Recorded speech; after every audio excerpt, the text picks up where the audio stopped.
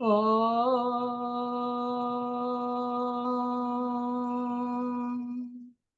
గణానాం త్వాం గణపతిగుం హవామహే కవిం కవీనాముపమశ్రవస్తమం జ్యేష్ఠరాజం బ్రహ్మణాం బ్రహ్మణస్పత ఆనశృण्वन्नोतिभिः सीदसादनं प्रणो देवी सरस्वती वाजेभिर्वाजिनीवती धीनामवित्रयवत्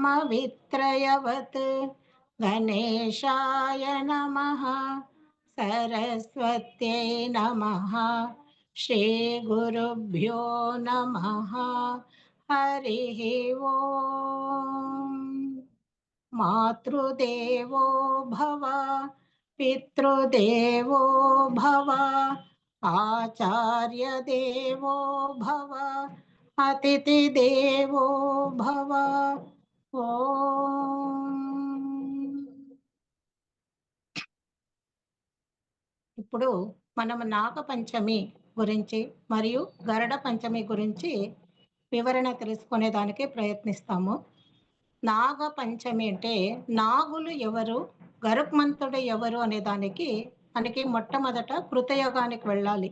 మనకి యుగాలు 4: కృతయుగము, త్రేతాయుగము, ద్వాపర యుగము మరియు ఇప్పుడు నడుస్తున్న కలియుగము.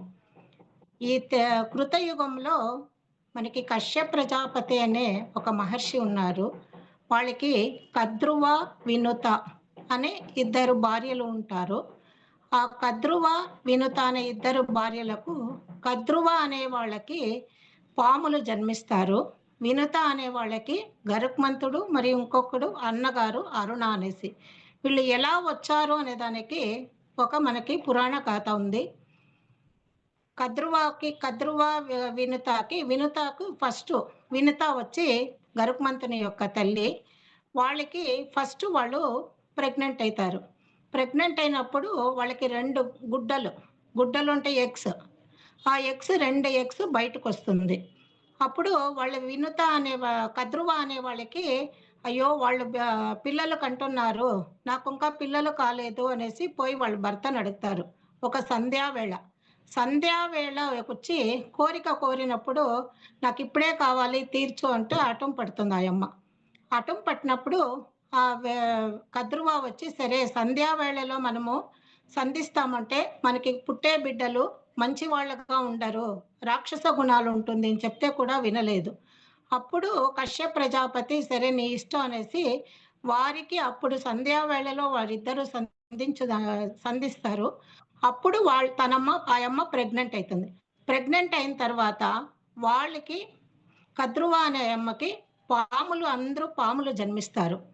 అప్పుడు కూడా ఈ వినుతకి వచ్చి గుడ్లు అలాగనే ఉంటుంది. 9 నెలలైనా 10 నెలలైనా 1 సంవత్సరమైనా ఆ గుడ్డు పగలలేదు, బిడ్డలు బయటకు వచ్చలేదు. తనకి బాధగా ఉంటుంది. ఆ పాములు పుట్టేశ్రీ నా చెల్లెలకి పుట్రి నాకి పుట్టలేదే అని బాధగా ఉన్నప్పుడు ఒక గుడ్డని తను పొగలు కొట్టేస్తుంది, కింది వేసి పొగలు కొడుతుంది. ఆ గుడ్డ నుండి ఒక బాలుడు ఉదయిస్తాడు. ఆ బాలుడిని మొదలే గుడ్డ పగలకుండానే పొగలు కొట్టిన దాని నుండి కాళ్ళు లేకుండా మొండెము తల కడుపు మాత్రమే ఉంటుంది. అతను పుట్టిన తక్షణము తల్లితో అంటాడు, నాకు పూర్తి రూపం రాకుండానే నన్ను అవిటి వాణ్ణి చేసేసావు, నీవు నీ యొక్క సవతితో క్రోధంతో నువ్వు ఇలా చేసావు కాబట్టి నీవు నీ సవతికి నువ్వు వచ్చి దాసిగా ఉంటావు అని శాపం ఇచ్చేస్తాడు కొడుకు. ఇచ్చేసి తనేం చేస్తాడు, అరుణ అనేవాడు ఇప్పుడు సూర్యుని దగ్గర రథసారథిగా వెళ్ళిపోతాడు. వాడు అప్పుడే రథసారథిగా నేను సూర్యునికి రథసారథిగా ఉంటాను అని వెళ్ళిపోతాడు. సూర్యుని యొక్క రథసారథి అరుణ అనేసి. ఆ తర్వాత చాలా బాధపడుతుంది. ఈ అమ్మ ఎలా దాసిగా అయింది అంటే ఒకనాడు కద్రువ వినుత ఇద్దరు ఒక సముద్రం తీరంలో విహారానికి వెళ్తారు. విహారానికి వెళ్ళినప్పుడు అక్కడ ఒక ఉచ్చైశ్రవం అంటే దేవలోకంలో ఉండే గుర్రం. ఆ గుర్రం అక్కడ వెళ్తూ ఉంటుంది నడుచుకొని. తెల్లగా ఉంటుంది, ఒక నల్ల మచ్చ కూడా ఉండేది ఆ గుర్రానికి. ఆ వినుత దగ్గర కద్రువ చెప్తుంది, ఈ గుర్రం ఎంత తెల్లగా ఉంది కదా అన్నప్పుడు, ఆ కద్రువ చెప్తుంది, "నువ్వు అబద్ధం చెప్తున్నావు. తోక నల్లగా ఉంది కింద" అంటే, "చూడు నీకు తెల్లేదు" అంటే, సరే దాన్ని పరీక్షిస్తామంటే, "సరే సాయంత్రం వేళ అయిపోయింది. రేపు తెల్లవారి వచ్చి పరీక్షిస్తాము. వెళ్ళిపోతాం ఇంటికి" అనేసి వెళ్ళిపోతారు. ఆ కద్రువ ఏం చేస్తుంది, తన పిల్లల్ని అంటే పాములందరిని పిలిచి, "మీరు నాకి ఒక సహాయం చేయాలా? ఆ ఉచ్చైశ్రవము ఆ యొక్క గుర్రానికి ఒక తోకకు పోయి మీరెవరైనా ఒకరు చుట్టుకోవాలి. అది నల్లగా కనపడాలి. రేపు తెల్లవారి మేమిద్దరు వస్తాము సముద్ర విహారానికి" అన్నప్పుడు పాములను తనకి ఒప్పుకోనేలా. అయితే ఒకే ఒక తక్షకుడు అనే పాము మాత్రం ఒప్పుకుంటాడు. నేను నీ సేవ చేస్తాను అనేసి. అప్పుడు ఆ తక్షకుడు పోయి తెల్లవారి వెళ్తురుగా వస్తారు సముద్ర తీరానికి. వచ్చే సమయానికి అక్కడ గుర్రం అలాగే ఉంటుంది. ఆ గుర్రానికి వాడు పోయి ఆ యొక్క తోకకి చుట్టుకుంటాడు. అప్పుడు దూరం నుండి చూసేటప్పుడు ఆ తోక నల్లగా కనిపిస్తుంది. అప్పుడు కద్రువ చెప్తుంది, "ఇప్పుడు నువ్వు తోకకు నల్లగా ఉంది కాబట్టి నేను చెప్పినట్లు నువ్వు వినాలి. నువ్వు నాకు దాసిగా ఉండాలి" అంటుంది. ఆ కద్రువ అనేది చానా కొంచెం కఠినరాలు. వినత అనేది కొంచెం సాఫ్ట్. సరే తనేం చేస్తుంది, ఇంక మనం పోటీ పెట్టుకున్నాం కాబట్టి, సరే నేను నీకు దాసిగా ఉంటాను అనేసి, దాసిగా తను చెప్పే పనులు, తన పాములకు కావాల్సిన సేవలు, తనకు కావాల్సిన సేవలు అన్నీ చేస్తా ఉంటుంది. చేస్తా ఉన్నప్పుడు కొన్ని సంవత్సరాల ఒక 2, 3 సంవత్సరాలయిన తర్వాత ఆ గుడ్డ పగులుతుంది. ఆ గుడ్డ పగిలినప్పుడు గరుత్మంతుడు అంటే ఈగల్ అంటాం కదా! గరుత్మంతుడు గ్రద్ద పెద్దగా బంగారు రెక్కలతో చాలా సుందరంగా ఎంత అందంగా ఉంటాడంటే అంత అందంగా ఉంటాడు. పెద్దగా బయటకొస్తాడు. బయటకొచ్చిన తక్షణము తనొచ్చి చాలా బలం కలవాడు. అయితే వీడు దాసిగా ఉంది కదా వాళ్ళమ్మ. అందుకోసం వాడిని కూడా దాసిగా చేసుకుంటుంది వాళ్ళ యొక్క కద్రువ వాళ్ళ పిన్నమ్మ. దాసిగా చేసుకొని నా కొడుకుల్ని నీ మీద ఎక్కించుకొని విహారానికి వెళ్ళాలా? చుట్టుకొని రావాలా? అట్లా అంటే పనులు చెప్తా ఉంటుంది. అన్ని పనులు చేపిస్తా ఉంటుంది. వాళ్ళ పిల్లలకు కావాల్సిన పనులు, పాములకు కావాల్సిన పనులన్నీ చేపిస్తా ఉంటుంది. చాలా బాధగా ఉంటుంది. గరుత్మంతుడు ఎంత బలవంతుడు అంటే అంత బలవంతుడు. అంత సూక్ష్మ బుద్ధి కలిగిండే ఉండేవాడు. మనకు బాధగా ఉంటుంది. నేను వీళ్ళకి సేవలు చేసుకోనున్నాను. మా యమ్మ వీళ్ళకి సేవలు చేసుకోనుందే. ఈ సేవా వృత్తి నుండి విముక్తి పొందాలంటే ఏం చేయాలనేసి వాళ్ళ పిన్నమ్మతో పోయి అడుగుతాడు. కద్రువతో పోయి అడుగుతారు. అమ్మా! ఈ సేవా వృత్తి నుండి నాకు విముక్తి కావాలంటే నీకేం కావాలో చెప్పు ఆ పని చేసి పెడతాను. అయితే ఈ యొక్క సేవా వృత్తి నుండి నాకు విముక్తి కలిగించు అని అడుగుతాడు. అయితే నీవు దేవలోకంలో ఉండే అమృతాన్ని తెచ్చివ్వు మా పిల్లలకి. అప్పుడు నీకి ఈ దాసత్వం నుండి మీ అమ్మకి, నీకి ఈ దాసత్వం నుండి విముక్తి కలిగిస్తాను అని చెప్తారు. గరుత్మంతుడు అప్పుడే వెళ్ళిపోతాడు దేవలోకానికి. తెచ్చేదానికి. అంత బలవంతుడు. దేవలోకానికి వెళ్ళి అక్కడ దేవతలంతా అడ్డగిస్తారు. యుద్ధం చేస్తారు గరుత్మంతునితో. ఆ యుద్ధంలో గరుత్మంతుడు జయించేసి వాళ్ళంతాను నాకిప్పుడు అమృతం కావాలి. అమృతం ఇస్తే నేను మిమ్మల్ని ఏమి చేసేలే లేకుంటే నేను అమృతం తీసుకొని నేను వెళ్ళిపోతాను అన్నప్పుడు దేవేంద్రుడు చెప్తాడు. పాములకంతా అమృతం ఇష్టమంటే అది విష జంతువులు. అది శాశ్వతంగా అట్లే ఉండిపోయాయంటే లోకంలో అనాచారాలు జరిగేది ఎక్కువగా ఉంటుంది. కాబట్టి నువ్వు అమృతం తీసుకొని వెళ్ళు. అయితే నేనది ఎలా రిటర్న్ తీసుకురావాలా అని నేను ఆలోచిస్తాను అనేసి దేవేంద్రుడు చెప్తాడు. సరే అనేసి గరుత్మంతుడు ఆ అమృత భాండాన్ని, కలశాన్ని తీసుకొనొచ్చి ఆ యొక్క కద్రువకు, పాముల తల్లికి అప్పగిస్తాడు. అప్పగిచ్చేసి, "మీరు ఈ అమృతం నేను అప్పగిచ్చాను కాబట్టి, ఈ దాసత్వం నుండి మా యమ్మను విడిపించు అనేది విముక్తి కలిగించు" అంటే, ఆ కద్రువ వచ్చి, "సరే ఈనాటి నుండి ఇప్పటి నుండి నాకి మీ అమ్మ దాసిగా ఉండే అవసరం లేదు" అనేసి వాక్కిస్తుంది. సరే ఈ పిల్లలకంతా అమృతం ఇయ్యాల కాబట్టి మీరందరూ స్నానం చేసుకోరండా. పవిత్రమైన అమృతం తాగేదానికి అశుచిగా ఉంటే చేయకూడదు కాబట్టి మీరు స్నానాలు ఆచరించుకోరండా అని చెప్పేసి ఒక దర్భ చాప మీద ఆ యొక్క అమృత యొక్క కలశంని పెడతారు. పెట్టినప్పుడు వాళ్ళు ఏమైతుంది దేవేంద్రుడు వాళ్ళు స్నానం చేసుకొని వచ్చేపాటికి ఈ కలశాన్ని తీసుకొని వెళ్ళిపోతాము అని ప్రయత్నిస్తా ఉంటాడు. అప్పుడు వస్తారు ఆ యొక్క పాముల పిల్లలందరూ వస్తారు అమృతం తీసుకునేదానికి. అప్పుడు దేవేంద్రుడు తీసుకొని ఒక ఆత్రంగా తీసుకొని వెళ్తూ ఉన్నప్పుడు ఒక 2 బొట్లు ఆ యొక్క చాప మీద పడిపోతుంది అమృతం. తీసుకొని వెళ్ళిపోతాడు. వాళ్ళకి దక్కకుండా తీసుకొని దేవేంద్ర లోకానికి వెళ్ళిపోతాడు. అప్పుడు ఆ చాప మీద పడిన అమృతాన్ని వీళ్ళు నాక్కుంటారు పాములు. పాములు నాక్కున్నప్పుడు ఆ దర్ప యొక్క చూపుగా ఉండేతనానికి ఆ పాముల నాలుకలు చీలినట్లు అయిపోతుంది. అందుకోసమే ఇప్పుడు కూడా పాములకి నాలుక చీలినట్లు ఉంటుంది. కాబట్టి వాళ్ళకి అమృతం దక్కలేదు. ఇలా ఉన్నప్పుడు గరుత్మంతుడు ఎటువంటి ఆశ లేకుండా తనకి అమృతం చిక్కినా కూడా దాన్ని తాగకుండా అలాగే ఉండిపోతాడు. అప్పుడు విష్ణుదేవుడొచ్చి, "నీ యొక్క త్యాగానికి నేను మెచ్చుకుంటుని. మీ అమ్మ దాసత్వం నుండి నువ్వు విడిపిస్తావు కాబట్టి, తల్లి యొక్క ఒక పాత్రతకు, అనుగ్రహానికి పాత్రుడైతావు కాబట్టి, నీకి నేను నేను నిన్ను వాహనంగా పెట్టుకుంటానని" చెప్పేసి గరుత్మంతుడిని బ్లెస్ చేస్తాడంట విష్ణుదేవుడు. అప్పటి నుండి గరుత్మంతుడొచ్చి విష్ణుకి వాహనంగా ఉండగలుగుతున్నాడు. ఎందుకంటే గరుత్మంతుడు, పాములు అన్నదమ్ములు వీళ్ళిద్దరు. ఒకే తండ్రికి పుట్టిన పిల్లలు. కాబట్టి వీళ్ళిద్దరూ అన్నదమ్ములు.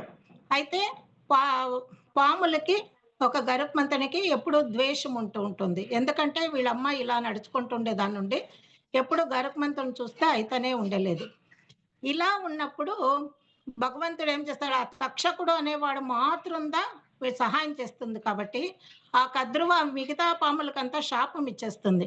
మీరంతా ఒక ముందు కాలంలో ద్వాపర యుగంలో జనమేజయుడు అనే రాజు సర్పయాగం చేస్తారు. అందులో పడి మీరందరూ మరణిస్తారు. ఈ తక్షకుడు అనే పాము మాత్రందా మిగిలుంటుంది అంట. వాళ్ళమ్మ శాపం ఇచ్చేస్తుంది. తెల్లే బిడ్డలకు శాపం ఇచ్చేస్తుంది. కాబట్టి పరీక్షిత్తు యొక్క కొడుకు ద్వాపర యుగంలో మహాభారతంలో వస్తారు. ఆ పరీక్షితుని యొక్క కొడుకు, ఆ పరీక్షిత్తు అనేవానికి పాము నుండి శాపం ఉంటుంది, చనిపోయేది. అందుకోసం మా యప్ప పాముల నుండి చనిపోయాడు కాబట్టి నేను పాములతో విరోధం నాకే ఉంది కాబట్టి అని యజ్ఞం చేసి ఆ సర్పయాగము అని చేసి పాములంతా ఆ యాగంలో పడి చనిపోయేట్లు చేస్తాడు. అప్పుడు ఆ తక్షకుడు అనేవాడు మాత్రము పోయి మొరపెట్టుకుంటాడు శివునితో, నన్ను నేను కాపాడాలా అనేసి. ఇలా వారి యొక్క కథ. అయితే మనం చూస్తాము శేషుడు కూడా ఈ యొక్క కద్రువ యొక్క వంశంలో ఉన్నవాడే. ఆ పాము గొప్ప బలవంతుడు, సాత్వికుడు. అందుకోసమే విష్ణు శేషుని, ఆదిశేషుడు అంటాం కదా, ఆ శేషుని తన పాన్పుగా ఏర్పరచుకుంటాడు. అలాగే శివుడు వచ్చి గొంతులో నాగులదా చుట్టుకొని ఉంటాడు, నాగపాము. అయితే నాగపాము యాపాము అంటే వాసుకి కూడా ఈ వంశంలోని వాడే. తను చాలా బలవంతుడు, సాత్వికుడు. కాబట్టి ఆ వాసుకి కూడా మనకు తెలుసు, పాల సముద్రంలో అమృతం చిలికే కోసము పర్వతాన్ని పెట్టినప్పుడు ఆ పర్వతాన్ని తాడుగా ఎవరున్నారంటే ఈ వాసుకి యొక్క పాము నుండి సహాయం నుండిదా అమృతం చిలికేదానికి మనకి అక్కడ వాళ్ళకి అవకాశం చెప్తుంది. అటువంటి బలమైన వాడు వాసుకి. అటువంటి బలమైన వాడే ఆదిశేషుడు. ఆదిశేషుడే భూమిని కూడా మోస్తారు అని చెప్తాడు. అటువంటి బలవంతులు నాగులు. ఇటువంటి ఒక నాగుల చరిత్ర మనకి పూర్వకాలంలో అంటే కృతయుగం నుండి మనకి ఈ యొక్క చరిత్ర ఉంది. ఇప్పుడు మనము ఈ చరిత్ర యొక్క గరుత్మంతుడు అనేవాడు మనకు తెలుసు. విష్ణు యొక్క వాహనం, సాత్వికుడైన వాడు, విష్ణుకి సదా సేవ చేసేవారు ఇటువంటి గరుత్మంతుడు. వాళ్ళతో మన మనుషులకి ఎలా సంబంధం ఉంది అంటే, ఆ యొక్క కశ్యప ప్రజాపతి అయిన తర్వాత మనువు అనే వాళ్ళ నుండి మనమంతా పుట్టాం కాబట్టి ఈ ప్రపంచంలో 84 లక్షల జీవరాశులు ఉంది. ఆ 84 లక్షల జీవరాశుల్లో ఈ పాములు అనేది ఒక జీవరాశిదా, గరుత్మంతుడు అనేది ఈగలు కూడా ఒక జీవరాశిదా. మనము ఒక జీవరాశిలో ఒక హ్యూమన్ బీయింగ్ అంటాము. ఈ జంతువులకి మనకి ఉండే విశేషం ఏమంటే, జంతువులు కొన్ని బలాల్ని, కొన్ని ఒక ఆలోచనలు మాత్రంగా ఉంటుంది. మనుషులకి సూపర్ మైండ్ అంటాం కదా, మనిషికి ఒక్కరికి మాత్రమే భగవంతుడు ఇటువంటి సూపర్ మైండ్ ఇచ్చాడు. కాబట్టి అన్ని 84 లక్షల జీవరాశుల్లో ఈ మనుష్య జాతి మాత్రమే శ్రేష్టమైంది అంటారు. జంతువునాం నరజన్మ దుర్లభం అంటారు. ఇటువంటి జంతువుల యొక్క జన్మాల్లో నరజన్మము అనేది, నరజన్మం అంటే మనుష్య జన్మం, ఇది దుర్లభం. మనము 84 లక్షల జీవరాశుల నుండి పుట్టుకొంద చెట్టు పుట్ట, జంతువులు, క్రిములు, కీటకాలు, కొండలు, ఇలా అన్నీ 83,99,99,099 జన్మాలెత్తిదా కడసిగా మనకు మానవ జన్మమొస్తుంది. ఈ మానవ జన్మంలో మనం ఎప్పుడూ మంచిగా నడుచుకుంటూ, మంచిగా ఉంటే ఇంకా ముందు జన్మాలు మనకు మంచిగా లభిస్తుంది. మనకి 3 గుణాలుంటుంది. సత్వ, రజో, తమో గుణాలుంటాయి. సత్వగుణము, రజోగుణము, తమో గుణము. సత్వగుణము అనేది మనం ఎవరిని హర్ట్ చేయకుండా అందరితోనూ మంచిగా మంచి పనులు చేస్తూ, భగవంతుడిని ధ్యానిస్తూ, మనకిచ్చిన ఈ క్రియేషన్ మూలం ఎవరు అని తెలుసుకునే ప్రయత్నంలో జిజ్ఞాసతో అంటే ఆశతో, ఆసక్తితో ఎవరు ప్రయత్నిస్తారో వాళ్ళందరూ సత్వగుణం కలిగిన వారు. అదే రజోగుణము అంటే నేను చేస్తాండను, నాకన్నానా, నాకన్నా బలవంతులుండారా, నా నుండిదే ఇదంతా నడుస్తాంది అనుకునేది ఒక రజోగుణము. ఆ రజోగుణం నుండి మనకేమైతుంది, నెక్స్ట్ జన్మాలు క్రియేట్ అయితుంది. బంధాలు ఏర్పడుతుంది. తిరగా ఇదే జన్మంలో తిరగా మనము పునరపి జననం, పునరపి మరణం, పునరపి జనని జఠరే శయనం, ఇహ సంసారే బహుదుస్తారే, కృపయా పారే పాహి మురారే అనేసి శంకరాచార్యులు భజగోవిందం చెప్తారు. తిరగా మనకి పునరపి జననం తప్పలేదు, తిరగా పునరపి మరణం తప్పలేదు. ఒక మాతృ గర్భంలో 9 నెలలు ఆ యొక్క మలినమైన నీళ్ళలో కొట్టాడుతూ, మిట్టాడుతూ తిరగా పుట్టాల్సి ఉండేద్దాం మనము. ఇటువంటి పుట్టిన తర్వాత మనకి మాయ అనేది వచ్చేస్తుంది. మనం మర్చిపోతాం అన్నీను. పూర్వజన్మ ఆలోచనలన్నీ మర్చిపోతాం, జ్ఞాపకాలన్నీ. తిరగా మనం ఈ బంధాలతో ఏర్పడి గర్వంతో నడుచుకుంటూ ఉండేదాన్ని రజోగుణం అంటారు. నెక్స్ట్ ఒకటి తమోగుణం. ఇది చాలా విపరీతమైన గుణం. నాకేమి వద్దు, నేను ఇలానే ఉంటాను, తింటే చాలు, నిద్రపోతే చాలు, ఒకరు నాకేమీ అవసరం లేదు అనే ఒక గుణంతో జీవించేవాళ్ళు తమో గుణం అంటారు. అయితే ఈ 3 గుణాలు మిశ్రితమైన వాడే మన మనిషి. అందరికీ ఈ 3 గుణాలు ఉంటుంది. ఒక్కొక్కప్పుడు ఒక్కొక్క గుణం పైనకి వస్తూ ఉంటుంది. కొన్ని సమయంలో మనం మంచిదే చేస్తాము అనేది. ఇంకొన్ని సమయాల్లో మనము అహంకారంతో నడుచుకుంటాము, నాకన్నానా అనేది. ఇంకొంచెం సమయాల్లో లేజీనెస్‌గా ఉంటాము. ఈ 3 గుణాలు మిశ్రితమైందే ఒక మానవ జీవితం. ఆ మానవ జీవితంలో మనం ప్రతి ఒక్కరు ఒక జంతువులతో మనకు సంబంధం ఉంటుంది. మనకు పుట్ట, చెట్టు అన్నీ భగవంతుడే. ఈ ప్రపంచంలో 14 భువనాల్లో ఉండే ప్రతి ఒక్క రాశి అంటే వృక్ష రాశి మనకు దేవుడే. అన్నిట్లను సర్వదేవ నమస్కారం కేశవం ప్రతి గచ్చతి అంటాం. అంటే ప్రతి ఒక్క జీవరాశిలో కూడా భగవంతుడున్నాడు అని తెలిసేదే మన యొక్క సంస్కృతి, మన యొక్క సనాతన ధర్మం. కాబట్టే మనము ఎప్పుడు వృక్షాలకు కానీ, చెట్లకు కానీ, పర్వతాలకు కానీ అన్నీను పూజ చేస్తూ ఉంటాం. ప్రతి ఒక్క రాయికి కూడా పూజ చేస్తాం. కాబట్టే దానిలో ఒక భాగము ఈ నాగులు. ఈ నాగులు, గరుత్మంతుడు అనేవాళ్ళు మనకు తెలుసు ఇప్పుడు స్టోరీ ఎలా వచ్చిందని. మనకి నానుడిలో ఎక్కువ కథలున్నాయి. ఈ గరుడ పంచమి గురించి, నాగపంచమి గురించి ఎక్కువ కథలున్నాయి. నాగపంచమి కథల్లో ఒక్క కథ వినిపిస్తాను. ఒకసారి ఒక జమీందారు ఇంట్లో ఒక 7గురు అన్నతమ్ములు ఉంటారు. ఒకే ఒక చెల్లెలుంటుంది. ఆ 7గురు అన్నతమ్ములు చాలా బాగా చూసుకుంటూ ఉంటారు ఆ చెల్లెల్ని. అంత బాగా ఉండేదే ఒక చెల్లెలు కదా! అంత అద్భుతంగా కావాల్సినది ఇచ్చేది, చేసేది అంత అద్భుతంగా చూసుకుంటూ ఉంటారు. ఒకనాడు ఏమైతుంది ఆ జమీందారులు 7గురును వాళ్ళది వ్యవసాయం ఉంటుంది. వ్యవసాయం చేసే కోసం తెల్లవారి వెళ్తారు తోటకి. తోటకి వెళ్ళినప్పుడు అక్కడ ఒక పుట్టు ఉంటుంది. పెద్ద పుట్టు ఉంటుంది. వాళ్ళేమనుకుంటారు, ఆ పుట్టని తొలగిస్తే మనకు ఇంకా వ్యవసాయం చేసే కొంచెం జాగా మిగులుతుంది కదా! దాంట్లో కూడా మనం వేసుకోవచ్చు విత్తనాలు. దాంట్లో కూడా చెట్లొస్తుంది. మనకు లాభం ఉంటుంది అని ఒక లోభం వచ్చేస్తుంది. ఆశ వచ్చేస్తుంది. ఆ యాష నుండి ఏం చేస్తారు వాళ్ళు, ఆ పుట్టని కొట్టేస్తారు. ఆ కొట్టినప్పుడు ఆ పుట్టలో ఒక పెద్ద పాముంటుంది. ఆ పాముకి ఆ మనుషుల మీద కోపమొచ్చి బయటకొచ్చిన తర్వాత ఆ ఏడుగురిని కరిచి చంపేస్తుంది. చంపేసినప్పుడు మధ్యాహ్నం ఎప్పుడు చెల్లెలు వాళ్ళకి మధ్యాహ్నం వేళ భోజనం ఎత్తుకొనొస్తుంది. సంకటి ఒక ఇది ఆ పెద్ద సంకటి చేసుంటుంది. శనగలు ఉడకేసుంటుంది. గంజి అన్నీ తీసుకొని వస్తా ఉంటుంది. వచ్చి చూస్తే కన్నా తోటలో వచ్చి పుడుకుతుంది ఎక్కడ ఎవరు కనపడిస్తాండ్లేదు. అన్న, అన్న అని పిలుస్తారు. ఆ చెల్లెలి పేరేమంటే అన్నలక్క అని పిలుస్తా అంటారు. ఎలాంటే అన్నలందరూ ఉండారు కదా! అందరూ అన్నలక్క అని పిలుస్తా అంటారు ఆ చెల్లెలి పేరు. అది అరుచుకొనొస్తుంది. అన్న, అన్న అని ఎక్కడ చూస్తానో వినిపించలేదు. తిరగా కొనాక అక్కడొచ్చినప్పుడు ఆ పుట్టు దగ్గర అందరూ 7 మంది పడి చనిపోయుంటారు. అది అన్న, అన్న పిలిస్తే ఎవరు లేవరు. అప్పుడు అర్థమైతుంది చనిపోయిండారు నా అన్నలు. ఎలా చనిపోయిరి? ఏడుగురు ఒకేసారిని చుట్టూ చూసినప్పుడు అక్కడ పుట్ట మీద కొట్టిండేది ఆనవాళ్ళు వాళ్ళకి గుర్తొస్తుంది ఆ చెల్లెలికి. కూర్చొని అక్కడే ఏడిస్తుంది. నాకు అవసరం లేదు ఈ జీవితము. అన్నలు లేకుండా జీవితము నాకే అవసరం లేదు. నేను చనిపోతాను. నన్నే చంపేయని బిగ్గరగా ఏడుస్తూ కూర్చో ఉంటుంది. కూర్చోన్నప్పుడు పైన పార్వతీ పరమేశ్వరులు విహారం వెళ్తూ ఉంటారంట. విహారం వెళ్ళినప్పుడు పార్వతి అడుగుతుందంట ఈశ్వరునితో. పాపం తను సారీ. తను ఏడుస్తూ ఉండి, అందరు అన్నగారులు ఒకేసారి చనిపోతే తనకెంత బాధుంటుంది. ఆ బాధని మనం నివారణ చేయొచ్చు కదా! అన్నప్పుడు ఈశ్వరుడు ప్రయత్నం చెయ్యి. వాళ్ళ యొక్క నివారణకు నీకు కావాల్సుంటన్నప్పుడు, అప్పుడు ఆకాశవాణితో తను పలుకుతుందంట ఆకాశవాణి.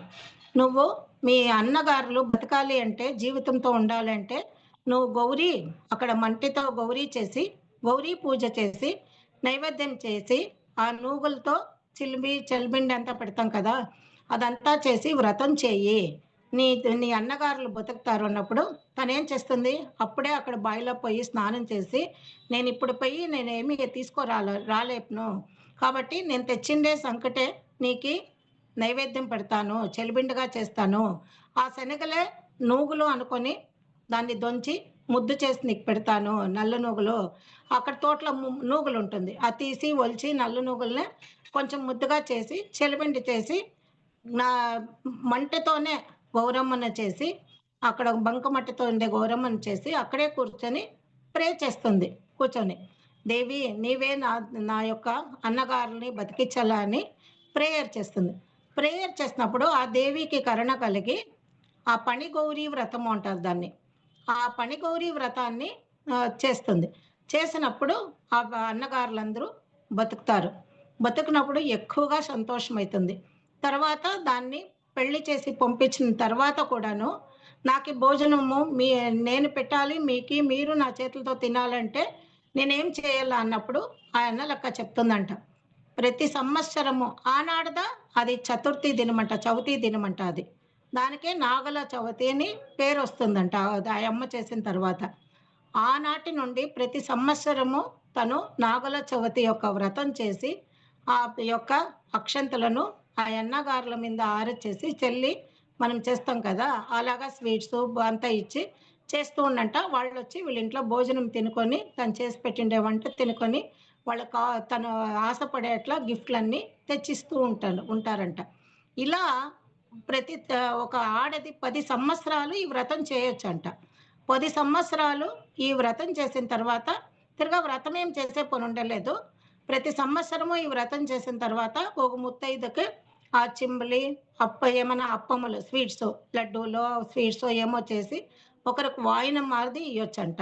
అది 10 సంవత్సరాలు చేసి, ఆ తర్వాత ప్రతి సంవత్సరము పుట్టుకుపోయి నాగదేవతకు పాలు పోసి, నాగదేవతను వేడుకొని, మా ఇంట్లో వాళ్ళందరూ చల్లగా ఉండాలా, మా తమ్ములందరూ సౌభాగ్యంతో ఉండాలా, అదృష్టంతో బాగుండాలా, కళకళలాడుతూ ఉండాలా అని వేడుకుంటూ ఉంటుందంట.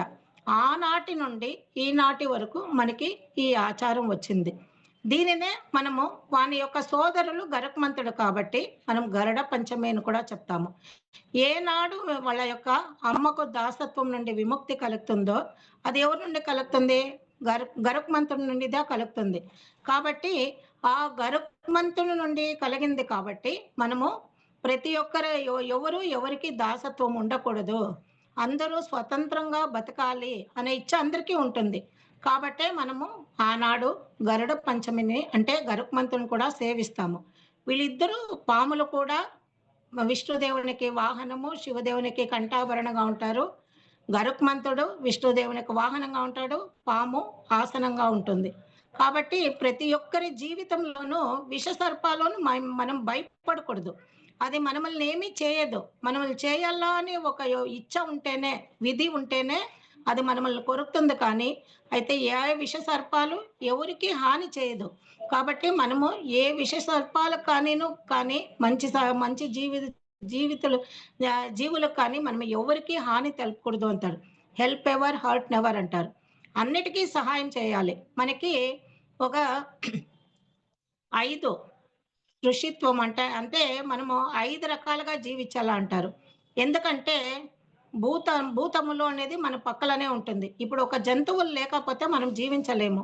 ఒక యొక్క క్రిమికీటకాలు లేకపోతే కూడాను మన పంటలు సరిగా పండదు. ఒక విషజీవితాలు ఆ యొక్క పంటలో ఉంది అంటే పెద్దగా ఉండే ఏమి చేస్తుంది? పురుగుల్ని తినే ఒక పామొస్తుంది. ఆ పురుగులనంతా తినేసి చెట్లని కాపాడుతుంది. ఆ విషసర్పాలు లేకుండా ఒక్కొక్క జీవి ఒక్కొక్క మీద డిపెండ్ అయి ఉంటుంది. కాబట్టి అన్ని జీవులు మనకు సహాయం చేసేదే. మనిషి మాత్రంగా జీవులకు సహాయం చేయడు. ఎలా అంటే స్వార్థము. మనకి స్వార్థం ఎక్కువ కాబట్టి అన్ని జీవుల్ని మనకు ఉపయోగించుకుంటాము. అయితే అన్ని జీవులు, అన్ని వృక్షాలు ఇప్పుడు ఒక వృక్షం పెరిగింది అంటే, ఆ వృక్షం నుండి మనకేమి అన్ని ఫలాలు మనం తింటాము. అయితే ఆ వృక్షము నేను పండిస్తాండను. నువ్వు తినొద్దు. నువ్వు జాతి వేరు. నువ్వు మతం వేరు. నువ్వు కో నువ్వు ఇది కోసుకోకూడదు అని చెప్పదు. అందరికీ నీడ ఇస్తుంది. అందరికీ సహాయం చేస్తుంది ఓ వృక్షము. మనిషి మాత్రము మనం ఏం చేస్తాం స్వార్థంతో నీవు ఆ జీవుడు, నీవు ఆ మతము, నువ్వు ఆ జాతి అని మనము భావాల్ని చూపిస్తాము. ఇది తప్పు అని మనకి గురువుగా ఈ ప్రకృతి ఏం చేస్తుంది? మనకి గురువుగా ఉండి ఉపదేశిస్తుంది. ఇలా నడుచుకోండి అనేసి. ఇప్పుడు జలం పారుతుంది గంగాదేవి. ఏం చేస్తుంది గంగాదేవి? అందరి పాపాలని కడుగుతుంది. అందరి కల్మషాల్ని తీసేస్తుంది. అయితే నువ్వు ఈ జాతి వాడు, ఆ జాతి వాడు, నువ్వు నన్ను ముట్టొద్దు అని చెప్పలేదు. గాలి అంతే అందరూ పీల్చుకుంటాము. నీకు మాత్రము నువ్వు సావుకారుడు, నీకేమీ లేదు, నువ్వు గాలి పీలియొద్దు అని చెప్పలేదు. ప్రతి జీవికి 84 లక్షల జీవరాశులకిను గాలి ఒకే రకంగా వీస్తుంది. ఒకే రకంగా నీరు పరిగెత్తుతుంది. ఒకే రకంగా భూమి మన భారాన్ని మోస్తుంది. ఆకాశంలో శబ్దము ఒకే రకంగా ఉంటుంది. అగ్ని, సూర్యుడు క్రమం తప్పకుండా డిసిప్లిన్ అంటే సూర్యుడి మీద నేర్చుకోవాలంటారు. అటువంటి క్రమం తప్పకుండా సూర్యుడు మనకిస్తాడు. ఈ ప్రకృతుల నుండి మనం అన్నీ నేర్చుకునేదా మనకి కల్పిస్తారు. అలా కల్పించే దాంట్లో మనకి ఈ నాగులు, ఈ యొక్క వృక్షాలు మనము వృక్షాలని పూజ చేస్తాం. ఈ ధనుర్మాసం వస్తే వృక్షాలు చుట్టాలా? ఎందుకంటే మనము ఎవరైనా ప్రెగ్నెంట్ కాకపోతే కూడా అశ్వత్థ వృక్షాన్ని చుడితే కన్నా వాళ్ళు ప్రెగ్నెంట్ అవుతారు. ఆ యొక్క గాలి నుండి విషవాయువులు మనలో ఉండే విషమంతా వెళ్ళిపోయి మనకి అటువంటి ఆరోగ్యం కలుగుతుంది అంటారు. ఇలా ప్రకృతి నుండి మనం అన్ని సహాయాలు పొందుతూ ఉంటాము. ఆ ప్రకృతికి మనము పూజ చేసుకునేదానికి మన యొక్క సనాతన ధర్మంలో ఎన్నో రకాలుగా ఉంది. దానిలో ఈ శ్రావణ మాసం ఎప్పుడొస్తుందంటే ఇది శ్రావణ మాసం శుక్లపక్షం నాడు చవతి 4వ దినము మరియు 5వ దినము పంచమి అంటాము. గరుడ పంచమి, నాగల చవతి అంటాము. ఈ శుక్లపక్షమిలో నాగ చవతి, గరుడ పంచమి వస్తుంది కాబట్టి మొట్టమొదట పండగ మనకి శ్రావణ మాసం వచ్చంటే పండగల మాసం అంటాము. అటువంటి పండగల మాసంలో మొట్టగా మనకు వచ్చే పండగ నాగల చవితి మరియు గరుడ పంచమి. ఆ తర్వాత చూడండి మనం ప్రకృతిలో ఉండే జీవాలకి ఫస్ట్ మనము ఆచరించే పండగ వచ్చిన తర్వాతే అన్ని పండుగలు ఆచరిస్తాం. కాబట్టి ప్రకృతే మనకి ఒక నిలయం. కాబట్టి ఆ ప్రకృతికి మనము ఎప్పుడు గ్రాటిట్యూడ్ తెలుపుతూ ఉండాలా. మనం పండుకొని లేస్తేనే గ్రాటిట్యూడ్ చెప్పాలా, నిద్ర లేసిన తక్షణం భూదేవికి ఒక నమస్కారం చేయాలా, నువ్వు నన్ను మోస్తాండప్ప, నీ నుండి నాకు ఆ కష్టాలు, నా నుండి నీకు కష్టం కాకూడదు అని ఒక గ్రాటిట్యూడ్ చెప్పాలా, సారీ చెప్పాలా. ఇలా ప్రతి ఒక్క జీవికి మనము రుణపడి ఉంటాం సొసైటీలో. ఈ సొసైటీలో ప్రతి ఒక్క జీవికి రుణపడి ఉండేదానికి మనము ఇటువంటి పండుగలు మరియు ఆచారాలు, మన ఆచారాల్ని మూఢనమ్మకంగా తలుచుకుంటారు. అయితే మన ఆచారాలు యావది మూఢనమ్మకం కాదు. సైంటిఫిక్ రీజన్స్ ఎన్నో ఉంది మన ఆచారాలకి. కాబట్టి ఆ ఆచారాలకి సైంటిఫిక్ రీజన్స్ ఉంది. ఇప్పుడు వాళ్ళు సైంటిఫిక్ రీజన్ కావాలంటారు. అయితే మన యొక్క ఆచారాలు అన్నీ మన ఆరోగ్యం కోసము, మన యొక్క మనసు నెమ్మది కోసంగా మనం ఆచరిస్తాం. ఇప్పుడు ఒక పండగ చేసామంటే ఏమిటి చేస్తాము? తెల్లవారు లేసి శుద్ధిగా తలంటి స్నానం చేసి, ఆ తర్వాత ఏమేం చేయాలనో భగవంతుని నామస్మరణ చేస్తూ, ఇప్పుడు భగవంతునికి నైవేద్యం పెట్టాలప్ప అనే ఒక ఆలోచనతో, మంచి ఆలోచనతో మనం చేస్తాము కొన్నిని పండగ అంటే. అయితే రోజు అటువంటి ఆచారాలను పాటించాలి. లేస్తామా, తింటమా, తాగుతామా, ఆమెట స్నానం చేస్తామా అని ఉంటాం. అయితే పండగ రోజు మాత్రము అటువంటి ఆలోచనలు పెట్టుకోకుండా శుద్ధిగా అన్ని చేసినప్పుడు మనసు ప్రశాంతంతో ఉంటుంది. ఒకరి మీద ప్రేమ విశ్వాసాలు. ఓం కృష్ణాయ వాసుదేవాయ హరయే పరమా ఒక దొగనాడైనా ప్రశాంతంగా ఉండండా, మంచిగా మాట్లాడండి అని చెప్తాం కదా! అలాగా ఎందుకంటే ప్రాక్టీస్ అది. జీవితంలో పండగల నాడు మాత్రమే కాదు, రోజు మనం అది ఆచరిస్తూ వస్తూ ఉంటామంటే, మనము మనసు నెమ్మదిగా ఉంటుంది. Start the day with love, fill the day with love, spend the day with love, end the day with love అని చెప్తారు. కాబట్టి తెల్లవారు లేస్తేనే ప్రేమగా మనం ఉన్నామంటే ఇప్పుడేమైతుంది, తల్లిదండ్రులు తిట్టుకుంటూ లేస్తే పిల్లలు ఏం చేస్తారు, కొట్టుకుంటూ లేస్తారు అంటారు. అలా కాకుండా మనం ప్రేమతో తెల్లవారు లేసిన తక్షణం ప్రేమతో హరే కృష్ణ అనో, ఓం నమ శివాయనో ఏమో ఒక నామంతో గుడ్ మార్నింగ్ చెప్పమంటే ఆ పదంతా అందరికీ ప్రశాంతంగా ఉంటుంది. Fill the day with love. అదే ప్రశాంతతని మనం చార్జ్ చేస్తా ఉండాల. ఇప్పుడు బ్యాటరీలో ఎలా చార్జ్ అయిపోతుందో, పిన్ చేసి చార్జ్ చేస్తామో, అలా మనం మనసులో ప్రేమ అనే దాన్ని చార్జ్ చేసుకుంటూ ఉండాల. Spend the day with love అంటే దాన్ని అట్లే నిలుపుకోవాల. ఎప్పుడు కడసి వరకు. End the day with love అంటే ఆపద మాత్రం కాదు, జీవితాంతం మన ఉసురుండేంత వరకు ఆ ప్రేమతో వ్యవహరించేదానికి మనం నిలుపుకునే కోసమే ఈ ఆచారాలు, ఈ సనాతన ధర్మము, స్వాధ్యాయము అనేది. మనకి 5 రుణాలు ఉంటుంది మన జీవితంలో ప్రతి మనిషికి. అదేమంటే మాతృ రుణం, పితృ రుణం అంటారు. మాతృ రుణం, పితృ రుణం, దేవ రుణం, ఋషి రుణం, భూత రుణం, అలాగా దేవ రుణం అంటారు. ఇలా 5 రుణాలు ఉంటుంది. అంటే మాతాపితృల నుండినే మనకి జీవితం వచ్చింటుంది. కాబట్టి మొట్టమొదటిగా వాళ్ళు రుణం తీర్చాలంటే వాళ్ళు చనిపోయిన తర్వాత మనం పెట్టే శ్రాద్ధ కర్మాలంతా వాళ్ళకి పోయి చేరుతుంది. ఆనాడు వాళ్ళ పేరు చెప్పి మనం ఏం చేస్తామో ఒకరు భోజనమైనా పెడతాము. అది ఒక దానం అయితుంది. ఆ దానం నుండి మనకు పుణ్యంగా లభిస్తుంది. ఒక దానం, ధర్మం చేసేటప్పుడు దాని యొక్క ఫలం మనకేమొస్తుంది? మన యొక్క పుణ్యాన్ని హైడ్ చేస్తుంది. కాబట్టి అది భూతరుణం అంటారు. భూతరుణం ఇప్పుడు చెప్పాం కదా, ప్రతి పక్షులకి కాకలకు అన్నం పెట్టాలి, కుక్కలు వస్తే అన్నం వేయాలి, చీములకు ఒక చక్కెర వేయాలి, ఎక్కడో అది ఉందో అక్కడ కొంచెం దానికంతా వేయాలి. అదంతా వేస్తూ ఆవకపోతే కొంచెం కసువో ఏమో ఒక ఆహారం పెట్టాలి. ఇటువంటిది భూత రుణం అంటారు. అది ఎలా మనకి సొసైటీలో మనము ఆవుల నుండి పాలు తీసుకుంటున్నాం. దాని యొక్క రుణం గ్రాటిట్యూడ్ ఉంటుంది. అది కూడా మనం తీర్చుకోవాలా. ప్రతి ఒక్కరు ఎవరైనా ఒక పెన్సిల్ ఇస్తే, ఒక పెన్ ఇస్తే థ్యాంక్స్ చెప్తాం. అయితే ఈ యొక్క జంతువులకు మనం ఎప్పుడు థ్యాంక్స్ చెప్పలేదు. అది తీర్చుకోవాలా అని చెప్తారు. దాని యొక్క భూత రుణం అంటారు. ఆమెటికి దేవ రుణం. దేవ రుణం అంటే భగవంతుని గురించి మనము డైలీ పూజ చేస్తాం కదా, దేవ రుణం. దేవుడి నుండినే ఇదంతా సృష్టి ఏర్పడింది కాబట్టి గ్రాటిట్యూడ్ చెప్పేదానికి తెల్లవారు లేసి ఒక దీపం అంటించి దేవునికి నమస్కారం చేసి నీ యొక్క రుణం తీర్చుకుంటాము అనే ఒక భావనతో భగవంతుణ్ణి ధ్యానించేది దేవ రుణం అంటారు. ఋషి రుణం అంటారు. ఋషి రుణం అంటే ఋషులు వచ్చి మనకి ఎన్నో వేదాలు, వ్రతాలు చేసేది, పూజలు చేసేది, యజ్ఞాలు చేసేదానికి. ఇప్పుడు వేదవ్యాసుడు ఎన్నో శంకరాచార్యులు వీళ్ళంతా ఏం చేస్తారు, వాళ్ళ యొక్క స్తోత్రాలంతాను పఠించండా మీ మనసు నెమ్మదిగా ఉంటారు. దీని యొక్క పఠన స్వాధ్యాయం అంటారు. ఎప్పుడు ఋషి రుణం వచ్చి మనం పై ఋషులకు పాదాలకు నమస్కారం చేసే కైల వాళ్ళ యొక్క రుణం తీర్చుకోవాలంటే వాళ్ళు ఇచ్చిండే ఆస్తిని మనము అనుభవించాలంటే అన్ని చదువుకునేదానికి, చేసేదానికి ప్రయత్నం చేయాల. ఒక్కొక్క బుక్‌లో ఏముంది, మనకేం చెప్పారు, మన శాస్త్రాలు ఏం చెప్పింది, మన వ్రతాలేమి, మనం ఆచరించాల్సినది ఏ విధంగా, ఇదన్నీ తెలుసుకొని మనం ఆచరించేదానికి ప్రయత్నం చేయాల. మనకు సమయం లేదే, తెల్లవారు లేస్తే పరిగెత్తామంటే, పరిగెత్తేదానికి ముందర ఒక 1 అవర్, హాఫ్ అన్ అవర్ ముందుగా లేస్తే మనం అన్నీ చేయొచ్చు. అయితే దానికొచ్చి మనకి ఒక ఆసక్తి ఉండాల. నేను ఇది చేయాలా, చేసి తీరాలా అనే ఒక ఆసక్తిని మనం పెంచుకోవాల. అటువంటి ఆసక్తినే భక్తి అంటారు. అటువంటి భక్తిని మనము శుద్ధంగా, పరిశుద్ధంగా పెంచుకొని ప్రయత్నం చేయాల. ఆ తర్వాత మనకు ఇదే భూమి రుణం. భూమి అంటే తెలుసు కదా, మనం భారతదేశంలో పుట్టాము. దేశ రుణం అంటారు. భారతమాత. భారతమాత యొక్క మనము రుణం తీర్చుకోవాలంటే భూమాతకి మనం రెస్పెక్ట్ ఇయ్యాల. ఆ భారతమాత మనకిచ్చిందే ఆసక్తిని, పండుగల్ని మనం ఆచరించాలా. ఇప్పుడు ఇండిపెండెన్స్ డే వస్తుంది ఈ మాసంలో. ఇండిపెండెన్స్ డే అంటే మనము అస్వతంత్రంగా అంటే బ్రిటిష్ వారితో చిక్కుపడిపోయాము 200 సంవత్సరాలు. దాని నుండి విడిపించింది. భారత మాతకు విడుదల కలిగింది అనుకుంటాం కదా.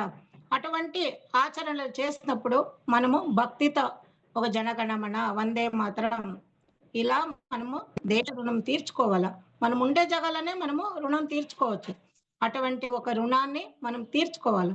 ఇలా మనకి ప్రపంచంలో అందరికీ ఇటువంటి రుణాలు ఉంటుంది కాబట్టి మనం అందరూ బాధ్యుల. ఈ సొసైటీ నుండి మనం ఏం కోరుతాము? గౌరవం కోరుతాం, రెస్పెక్ట్ కోరుతాం. మనకి అందరూ మర్యాద ఇయ్యాల అంటాం. అయితే మనం సొసైటీకి ఏం చేస్తాంటామో ఆలోచించలేదు. ఆ సొసైటీకి మనం ఫస్ట్ ఏం చేస్తాండం అనే దాన్ని మనం నడుచుకుంటామంటే తానుగా మనకి సొసైటీ నుండి మనం రెస్పెక్ట్ ఇస్తుంది. అటువంటి గౌరవాన్ని అందరూ పొంది అందరూ సంతోషంగా ఉండాలి. ఒక పండుగ చేస్తామంటే ఆ పండుగలో నలుగురికి ఏమైనా దానం చేస్తాం. ఫ్రెండ్షిప్ ఏర్పడుతుంది. ఆ ఫ్రెండ్షిప్ నుండి ప్రేమ అనేది ఏర్పడుతుంది. ప్రేమ అనే దాని నుండి మనకు సంతోషం ఏర్పడుతుంది. సంతోషము అనే దాని నుండి మనకి మనశ్శాంతి ఏర్పడుతుంది. ఒకదానికి ఒకటి లింక్ కాబట్టి మనము ప్రతి ఒక్కటి మన పూర్వీకులు ఏమేమి ఆచరిస్తున్నారో అటువంటి అన్ని పండుగలను ఆచరించి భక్తితో ఆచరించి దాని యొక్క విశేషము, దాని యొక్క అర్థం ఏమిటి, దాని నుండి మనకు కలుగుతున్న ఆనందం ఏమిటి, ఇన్నర్ మీనింగ్ తెలుసుకోవాలి. ఇదన్నీ ఆధ్యాత్మికంగా మనము ప్రయోగం చేయాల. మన జీవితంలో మనం ఫిజికల్ లైఫ్ గా చూస్తాం కానీ మనకి మెంటల్ అంటే ఫిజికల్ లైఫ్ నుండి మనము ఇన్నర్ మీనింగ్ పోవాలా. ఇంటర్నెట్ పోతాం కానీ ఇన్నర్ పోయేలే అంటారు. కాబట్టి ఇంటర్నెట్ కి పోయేదాన్ని అందరూ పోయేకాయల. ఇన్నర్ లో పోతామంటే మన అంతరంగికంగా ఆనందాన్ని పొందేదానికి ప్రయత్నం చేస్తేదా మన దుఃఖాలన్నీ వెళ్ళిపోతుంది. అంత సంతోషంగా ఉండేదానికి మనకి అవకాశం ఏర్పడుతుంది. జై వాసవి. అయిపోయి కదా టైమా ఇంకా. ఈ యొక్క అవకాశం ఇచ్చిన మీ యొక్క సంఘంలోని వారందరికీ ధన్యవాదాలు. ఇంతసేపు మీరు వినిన దానికి థ్యాంక్స్. జై వాసవి, జై సాయిరాం.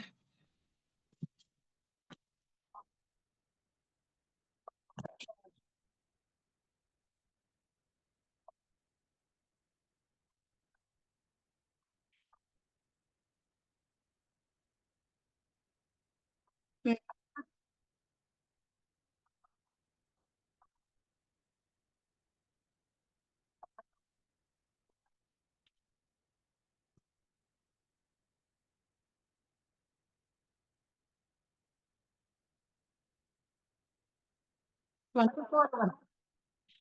24 hours 5 days.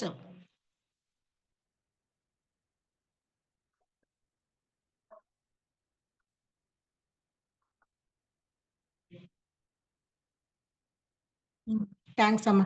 ఏమైనా డౌట్స్ ఉంటే అడగండి, చెప్తాను. సరే.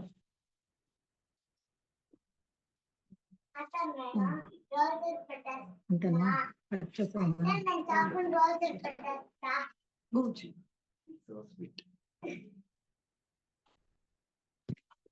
just wanted to add, Chana Bag Cheptri akka, Chana thank you. Thanks amma. Chana explain Chana Bag Chestri.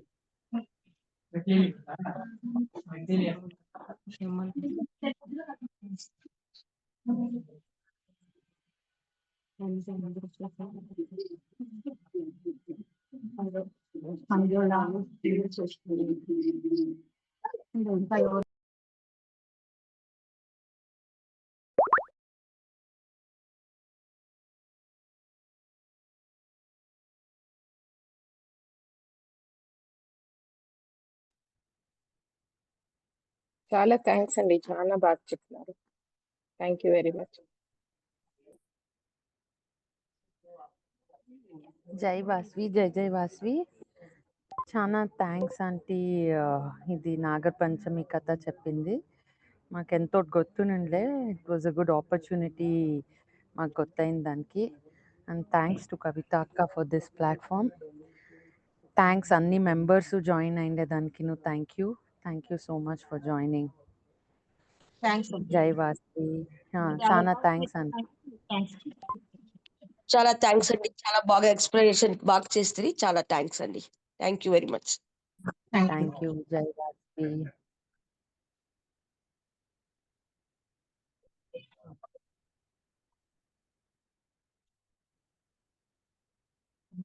ఒక్కరినే అంట చెప్పిండారంట. ఏం తెలిసిన వాళ్ళ క్వశ్చన్ ఆ బద్దు నాగి పంచమి నాడు ఎందుకు చిట్లు పిచ్చకూడదు, బాండ్లీ పెట్టకూడదు అని. అందుకే జనాలు మొదలే చేసి పెట్టుకునేస్తారు ఒగ్గని అంతా. ఎందుకంటే మనము నాగపాము కండ్ల ఇది పెట్టినట్లు అవుతుంది అని మా అమ్మ చెప్తా ఉండ్రి. మోస్ట్లీ మన అక్క ఏం చెప్తారో చూద్దాం. అది చింబులి అనేది పొచ్చి నూగుల్లో మాత్రం చేయాల, వేయించకూడదు. నాగల చవితి నాడు అయితే గరుడ పంచమి నాడు మనం వేయించవచ్చు నూగులు. అది పొచ్చి నూగులు నాకు చేస్తుంది కదా, అది ఒక వ్యవసాయంలో అక్కడ పొచ్చి నూగులే తెచ్చి నూరి దాంట్లోనే చిలిబిండి పెడుతుంది, చింబులు పెడుతుంది. కాబట్టి మనం పొచ్చి నూగులతోనే మనం ఆ చింబులి చేస్తాం నాగల చవితికి. దాన్ని వచ్చి ఏంచలేదు, చిట్లిచ్చలేదు. అయితే గరుత్మంతుని గరుడ పంచమి నాడు మనం అది వేయించుకోవచ్చు. నాగలకు మాత్రము పచ్చదే పెట్టాలా అని ఇది కాదక్క, కొందరు ఇంట్లో చెప్తారు పెద్దోళ్ళు, అబ్బది సాసులు ఏం చేద్దండా, ఆవిరి పెట్టేయండి. ఆవిరి పెడితే బాండ్లు పెట్టే పని లేదు కదా, అందుకే అబ్బది ఇడ్లీ, అది స్వీట్ మోమోస్ అంటాను. నా కొడుకేమో అది కడుపు అది ఎందుకు చేస్తారంటే, మనము ఉడికేసి తింటే కన్నా అది వచ్చి మనకి బలాన్ని ఇస్తుంది. ఈ కుడుములో అనేది ఆవిరికి పెట్టేది. ఆవిరి పెట్టే పదార్థాలు వచ్చి మనకి గ్యాస్ట్రిక్ వచ్చే బలాన్ని ఇస్తుంది, ఎక్కువ బలం ఇస్తుంది. అది తెలుసక్క. ఆయిల్లో గోళిచ్చింది అయితే మనకి గ్యాస్ట్రిక్ అట్లా వస్తుంది. అప్పుడు గ్యాస్ట్రిక్ అంతా తెలిసిలేదు కదక్క. మోస్ట్లీ మీది మనకి ఇప్పుడు పదాలు యూజ్ చేస్తాం, గ్యాస్ట్రిక్ అనే పదము. అయితే అది ఆరోగ్యం గురించిదా అది అలా చెప్పారు. ఈ సీజన్ లో వర్షాకాలంలో వచ్చి మనకి ఇట్లా ఆవిరి పదార్థాలు అవంతా తింటే ఎక్కువగా బలం ఉంటుంది. పండుగల నాడు మనము ఎక్కువగా తింటాం, ఎక్కువగా ఆకుపొడి తింటాం కదా. ఆకుపొడి తినేటప్పుడు మనకు అనారోగ్యం రాకూడదు. ఇట్లా పదార్థాలు తింటే అనారోగ్యం వచ్చలేదు అనే కోసమే మనం అక్కడ ఆవిరి పెట్టిండేది మాత్రమే. వినాయకుని పండుగకి అంతే, దీనికి అంతే, అంతా ఆవిరి పెట్టిండేదే తినేది. ఎందుకంటే అది వచ్చి మనకి ఎక్కువ బలాన్ని ఇస్తుంది. దానికోసం మనము అలా తినాలి అని చెప్తారు. సైంటిఫిక్ రీజన్ ఇది. అదొచ్చి అప్పుడు ఆచారము అని అట్లా చెప్తా అంటారు, ఇద్దా చేయాలనేది. సైంటిఫిక్ రీజన్ వచ్చి మన శరీరానికి అది ఆరోగ్యాన్ని బలాన్ని, మనం నూనెలో వేసిండేది వచ్చి మనకి ఎఫెక్ట్ అవుతుంది గోళ్ళిచ్చిండేది తింటే. ఇలా తింటే మనకి ఆరోగ్యంగా ఉంటాము అనేసి ఈ పండుగల నూగులు అనే దాన్ని మనకి ఆరోగ్యానికి మంచిది, ఐరన్ కండక్ట్స్. అది నూగులు బెల్లము అవంతా ఐరన్ కదా, అది ఎక్కువగా మనకు బలాన్ని ఇస్తుంది. కాబట్టి మనము ఆవిరి పెట్టి అది తిన్నామంటే ఆరోగ్యంగా ఉంటాం. మెయిన్ పాయింట్ భగవంతుడు ఆరోగ్యమే మహాభాగ్యం అంటారు కదా. మన ఆరోగ్యం ఉండే అంటే మనం కోట్ల కన్నా జాస్తి మనకి ఐశ్వర్యం ఉన్నట్లే. కాబట్టి ఆ ఆరోగ్యానికి ఏమేమి ఏ మాసంలో ఏమేమి తింటే ఆ యొక్క ప్రకృతి నియమాలకి, ఇప్పుడు ఎక్కువగా గాలి వాన శీతము అంతా ఉంటుంది కదా, ఆ నియమాలకి ఇది మనకి శరీరానికి ఆరోగ్యాన్ని ఇస్తుంది, బలాన్ని ఇస్తుంది. కాబట్టి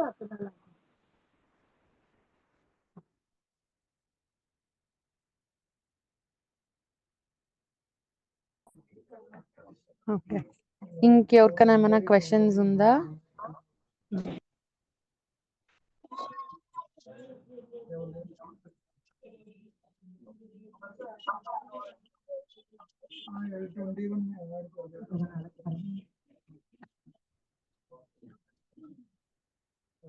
ఓకే ఓకే, అందరికీ థ్యాంక్స్. జై వాస్వి, జై వాస్వి. Thanks for joining. చాలా థ్యాంక్స్ ఆంటీ, మీరు కథ చెప్పింది ఎంతో మాకు గుర్తునిండలేదు. So we got to know. సో మెంబర్స్కి చాలా థ్యాంక్స్ జాయిన్ అయిన దానికి. అండ్ థ్యాంక్స్ టు కవిత అక్క for this platform. Because of this మేము ఇది ఒకటి ఆర్గనైజ్ చేసేకయ్యి we could get to know the story before the festival. So thanks అందరికీ. జై వాస్వి, జై వాస్వి. జై వాస్వి. Thank you.